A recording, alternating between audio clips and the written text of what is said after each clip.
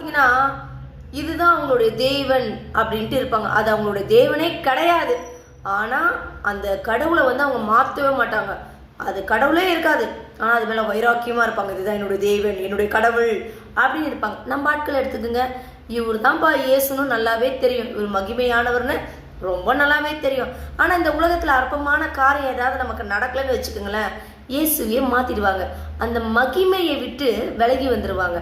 அந்த மாதிரி இருக்கக்கூடாதுங்க.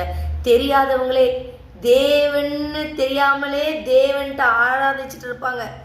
இவங்களே இவ்வளோ ஸ்ட்ராங்காக இருக்கிறப்போ இயேசு எவ்வளவு மகத்துவம் மகிமையானவர் தெரிஞ்சறிஞ்சு அவரை விட்டு விலகலாமா? அந்த மாதிரி செய்யக்கூடாதுங்க. அதை விட பல மடங்கு ஸ்ட்ராங்கா வைராக்கியமா நாம நம்முடைய தேவனை ஆராதித்து கொள்ளணுங்க. அவரை தொழுது கொள்ளணும்.